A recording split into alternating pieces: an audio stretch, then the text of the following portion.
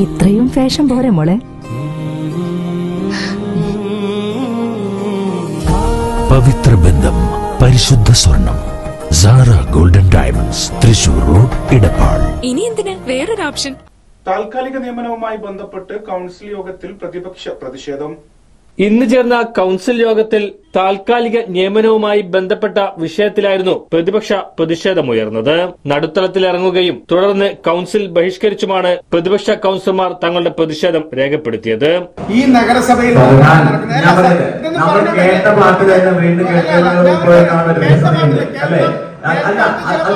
ഇത് ഈ പറയുന്ന ആളുകള് കുറെ കാലമായിട്ട് നമ്മുടെ നിയമനം നടത്തിയ അന്ന് മുതൽ ഇവിടെ ജോലി ചെയ്യുന്ന ആളുകളാണ്. പുതിയ നിയമനമല്ല. ഒന്ന് മറ്റൊന്ന് ഇത്തരത്തിലുള്ള ഒരു നിയമനമില്ലാതെ ഇത്തരത്തിലുള്ള ഒരു നിയമനമില്ലാതെ നമ്മുടെ നഗരസഭയ്ക്ക് മുന്നോട്ട് പോകാൻ കഴിയില്ല.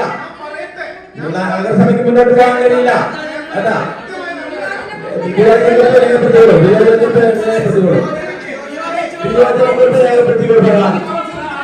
പുതിയ വിഷയമല്ല, ഇതൊരു പുതിയ വിഷയമല്ല. അല്ല നമ്മുടെ ഈ പുതിയ വിഷയമല്ല, ഇതൊരു പുതിയ വിഷയമല്ല. ഇത് അല്ല നിങ്ങളെ അല്ല അത് നിങ്ങൾക്ക് മുന്നോട്ട് രേഖപ്പെടുത്താം. ഇല്ല ഇല്ല ഇല്ല ഇല്ല ഇല്ല ഇല്ല ഇത് പുതിയ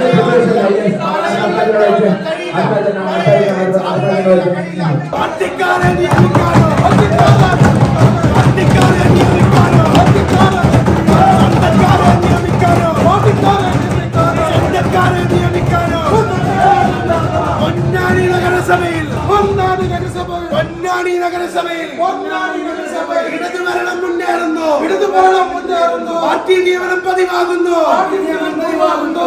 28 താൽക്കാലിക നിയമനങ്ങളാണ് ഈ നഗരസഭാ ഓഫീസിനകത്ത് നടന്നിട്ടുള്ളത്.